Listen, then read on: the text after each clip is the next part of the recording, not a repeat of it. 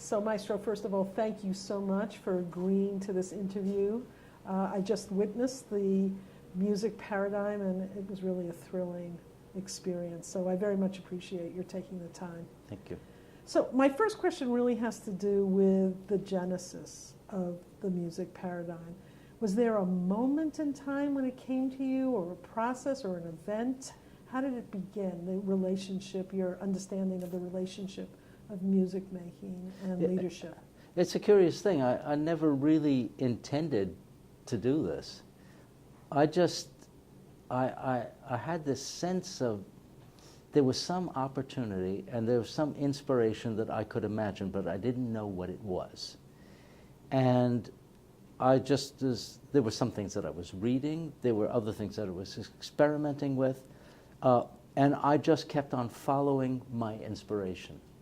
And one after another, these unrelated circumstances and opportunities came my way, and I went with them because I felt like somehow that's connected to this feeling that I have.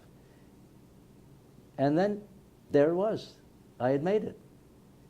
So there was something that was leading me to it, but it was very much like the discovery of a melody, or it was a creative thing, but I didn't know what it was. Okay. You've worked with so many different groups. Have you, in your work with this variety, noticed things in common, things that differentiate them, that inform creating a unique experience, which I know is one of the goals?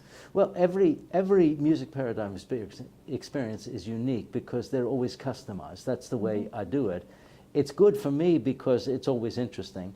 And it's good for all of the organizations because then they get to feel like it's very relevant for them. Right. And so I work with a lot of different kinds of organizations, but most organizations, all the organizations are working with are dealing with change, changing circumstances, changing demographics, changing financial situations, globalization and speed, and this new world that is coming into being that a lot of organizations aren't structured to take advantage of, and they feel like they're losing opportunities unless they change. So change is a big part of it. Transparency, speed, availability of communication, and leveraging the new opportunities that can come about because of the availability of high-tech communications. Actually, that describes our schools very well, and some of the leadership challenges.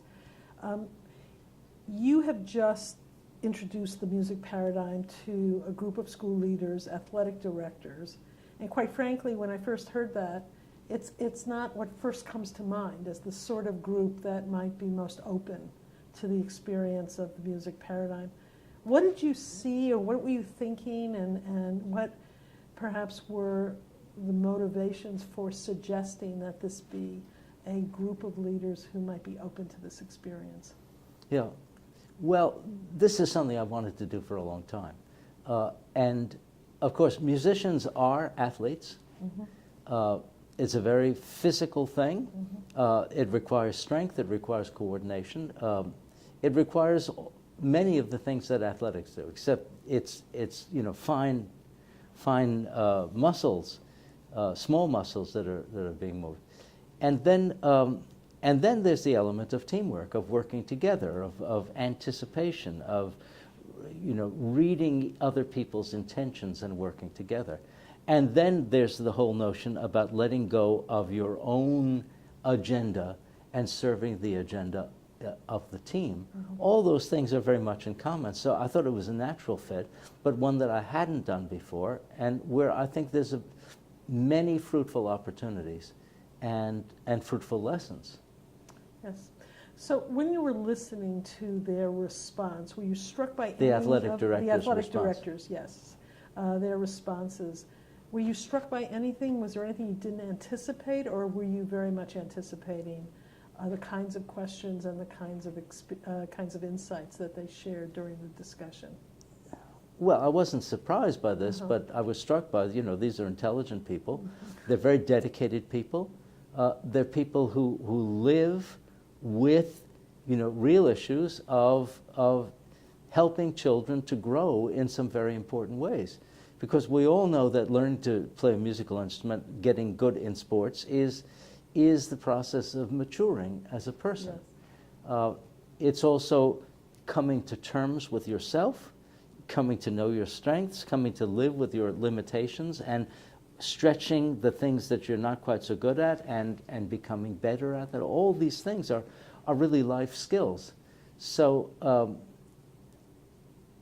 I felt like I was in a room full of kindred spirits, because these are all people who work every day with the same kind of issues that I think about it are important.